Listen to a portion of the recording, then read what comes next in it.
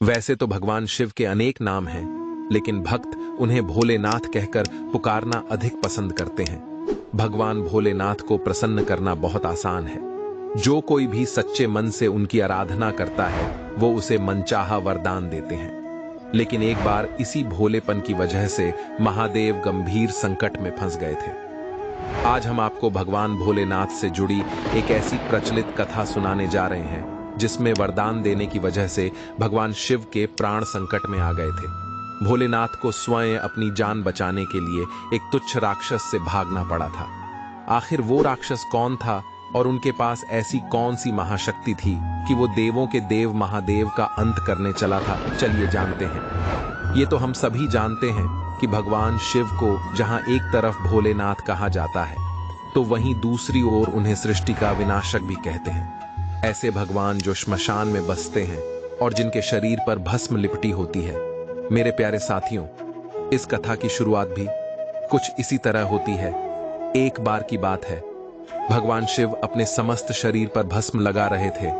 इसी दौरान भगवान शिव के शरीर से कुछ भस्म जमीन पर गिर गई, जिससे भस्मासुर नाम के राक्षस का जन्म हुआ। भगवान शिव ने भस्मासुर से कहा कि जैसा कि तुम भस्म से उत्पन्न हुए हो, इसलिए तुम अब से मेरे से रोजाना भस्म लाने का कार्य करोगे। भस्मासुर कहता है कि मुझे ये कार्य करने में कोई आपत्ति नहीं है भगवान, किंतु ये मेरे लिए अत्यंत छोटा कार्य है।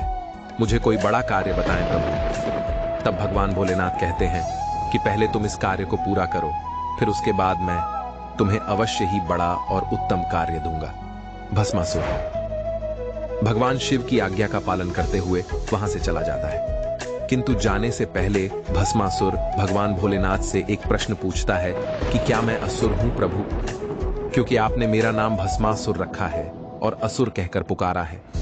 तब भगवान शिव कहते हैं कि जब हमारे मुख से तुम्हारे लिए असुर निकला है, तो ये निश्चित है कि तुम असुर हो। तुम स्वयं को असुर ही समझो। ये कहने के बाद भगवान भस्मासुर को भस्म लाने की आज्ञा देते हैं, जिसके बाद भस्मासुर श्मशान की तलाश में निकल पड़ता है। उसे दूर दूर तक कोई शमशान भूमि नजर नहीं आती। काफी तलाश करने पर जब भस्मासुर कोई चिता नहीं दिखाई देती, तो वह भूमि पर जाता है और वहां मौजूद कुछ लोगों से श्मशान भूमि के बारे में पूछता है। ये सुनकर वहां मौजूद लोग चौंक जाते हैं और वो भस्मासुर से पूछते हैं कि तुम वहां जाकर क्या करोगे? तब भस्मासुर कहता है कि मैं चित्ता भस्म लेने आया हूं। आसपास मौजूद लोग पूछते हैं कि तुम कौन हो और चिता भस्म का क्या करोगे? तब भस्मासुर अपना परिचय देते हुए बताता है कि मैं भस्मासुर हूं और मुझे अपने स्वामी के लिए चिता भस्म चाहिए। ये नाम सुनकर मौजूद लोग कहते हैं कि यानी तुम हमारी जाति के हो। सभी राक्षस मिलकर भस्मासुर को समस्त देवी देवताओं के खिलाफ बोलते हुए कहते हैं कि उनकी कारण हमारी जाति संकट में है, हमारी असुर शक्ति घट रही है। भस्मासुर उनकी बातों में आ जाता है। असुर बड़ी चालाकी से भस्मासुर की बुद्धि भ्रष्ट कर देते हैं और कहते हैं कि तुम अपने स्वामी शिव से ऐसा वरदान मांग लो जिससे समस्त प्राणी और देवता गण में भय फैल जाए। इस तरह तुम अमर हो जाओगे और हम निर्भय हो जाओगे। भगवान शिव से वरदान पाकर तुम हमेशा हमेशा के लिए अजेय अमर हो जाओगे और असुरों के राजा कहलाओगे। ये सब जानने के बाद भस्मासुर को लालच आ जाता है। शिव महापुराण के अनुसार भस्मासुर भगवान शिव का सच्चा भक्त था। साथ ही वो तीनों लोक पर राज करना चाहता था, इसलिए वह दिन रात भगवान शिव की घोर तपस्या में लीन रहने लगा। भस्मासुर के इतने कठोर तप से प्रसन्न होकर एक दिन भगवान भोलेनाथ ने उसे दर्शन दिए। भगवान भोलेनाथ कहते हैं कि मैं तुम्हारी भक्ति से बहुत प्रसन्न हूं। तुम मुझसे क्या वरदान मांगना चाहते हो? भस्मासुर बोलता है कि हे स्वामी, इस जगत में मनुष्य और असुरों की आयु बढ़ती जा रही है।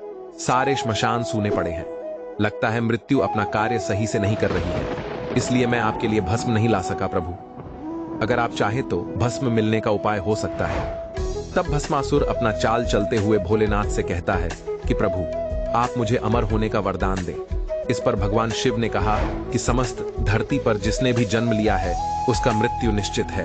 फिर चाहे वो कोई साधारण मनुष्य हो या असुर, मैं सृष्टि के नियम को नहीं तोड़ सकता हूँ। तुम चाहो तो कुछ और वरदान मांग सकते हो भस्मासुर। यह सुनकर भस्मासुर ने शिव से कहा कि मैं जिसके भी सिर पर हाथ रख दूं, वह उसी समय भस्म हो जाए। मुझे ये वर चाहिए प्रभु। भगवान शिव तथास्तु कहकर चले गए। साथियों, भोलेनाथ ने भस्मासुर को ये वरदान दे तो दिया, लेकिन उसके बाद जो हुआ वो काफी चिंतित करने वाला था। भगवान शिव से वरदान मिलने के बाद भस्मासुर को अहंकार आ गया और उसने देवताओं, ऋषि मुनियों पर अत्याचार करना शुरू कर दिया। हद तो तब हो गई जब भस्मासुर सृष्टि के विनाशक यानी स्वनई भगवान शिव को भस्म करना चाहता था। भगवान शिव को नष्ट करने के लिए वह उनके पास जा पहुंचा।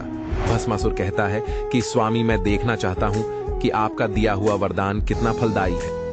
भस्मासुर की इस अनुचित मंशा का पता चलते ही भगवान शिव उसे रोकने का काफी प्रयास करते हैं, लेकिन भस्मासुर ने उनकी एक न सुनी। तब जान बचाने के लिए भगवान भोलेनाथ को वहां से भागना पड़ता है। वहीं दूर से नारद मुनि सब कुछ अपनी आंखों से देख रहे होते हैं। वह कहते हैं कि इस समस्या का समाधान केवल प्रभु नारायण अर्थात जगत पालनहारी भगवान विष्णु ही कर सकते हैं। नारद मुनि विष्णु भगवान के पास जाते हैं और उनसे कहते हैं कि प्रभु रक्षा करें। जिस बात का डर था आखिर वही हुआ। विष्णु भगवान कहते हैं कि आप किस संकट की बात कर रहे हैं नारद मुनि। तब नारद मुनि पूरा घटनाक्रम बताते हुए कहते हैं कि भस्मासुर भगवान भोलेनाथ को भस्म करना चाहता है। प्रभु कृपा करके आप उस दुष्ट राक्षस का अंत करें, अन्यथा वो सब कुछ नष्ट कर देगा। श्री हरि मुस्कुराते हुए कहते हैं कि यह शिव लीला का हिस्सा है, आप परेशान ना हो नारद मुनि। भला शिव शंकर को कौन मार सकता है, वह तो स्वयं सृष्टि के संहारक हैं। नारद मुनि बोलते हैं कि भस्मासुर को वरदान देकर स्वयं भगवान शिव संकट में पड़ गए हैं, आप उनकी मदद करें प्रभु। तब श्री हरि विष्णु उन्हें रक्षा का आश्वासन देते हुए बहुत ही सुंदर नारी के रूप में अवतरित होते हैं, जिसे मोहिनी अवतार के नाम से जाना जाता है। मोहिनी भस्मासुर के निकट पहुंचती है, जिसके अति सुंदर रूप को देख भस्मासुर सुध बुध खो बैठता है और उसके सामने विवाह का प्रस्ताव रख देता है। इस पर मोहिनी उत्तर देती है, हे दैत्यराज, मैं तुमसे विवाह करने के लिए तैयार है, परंतु मेरी एक शर्त है। मोहिनी कहती है कि मैं केवल उसी नर से विवाह करूंगी जो मेरी ही तरह सुंदर नृत्य करना जानता हो। यह सुनकर भस्मासुर चिंतित हो जाता है, क्योंकि उसे नृत्य करना नहीं आता था, लेकिन उसने हार नहीं मानी। भस्मासुर ने मोहिनी से ही मदद मांगी और नृत्य सिखाने का आग्रह किया। मोहिनी भस्मासुर की मदद से लिए तैयार हो जाती है। जैसे जैसे मोहिनी नृत्य करती, भस्मासुर भी उसे देख नृत्य दोहराता। काफी देर तक दोनों एक साथ नृत्य करते रहे। फिर मौका देखते ही जैसे ही मोहिनी ने अपना दायां हाथ अपने सर पर रखा और उसकी देखा देखी भस्मासुर ने भी अपना हाथ अपने सर पर रख लिया, जिससे वह भगवान शिव के वरदान के अनुसार जलकर भस्म हो गया। मित्रों, इस तरह भस्मासुर नाम के राक्षस से सभी को मुक्ति मिली। भस्मासुर का अंत करने के बाद भगवान श्री हरि मोहिनी रूप को त्याग कर वापस अपने वास्तविक रूप में प्रकट होते हैं। उन्हें इस तरह देखकर भगवान भोलेनाथ श्री हरि का धन्यवाद करते हैं। तब भगवान विष्णु कहते हैं कि सृष्टि का पालनहार होने के नाते ये मेरा कर्तव्य है महादेव। साथ ही श्री हरि कहते हैं कि भोलेनाथ, आप अत्यंत भोले हैं, परंतु आगे से याद रहे कि दान एवं ज्ञान सुपात्र को ही देना चाहिए, अन्यथा उसका दुरुपयोग होता है। बताते हैं कि अपने वरदान के कारण भगवान शिव भस्मासुर का वध नहीं कर सकते थे, इसलिए उन्होंने त्रिशूल से एक गुफा का निर्माण किया और फिर उसी गुप्त स्थान पर छिप गए। आज इस गुफा को गुप्ता धाम के नाम से जाना जाता है।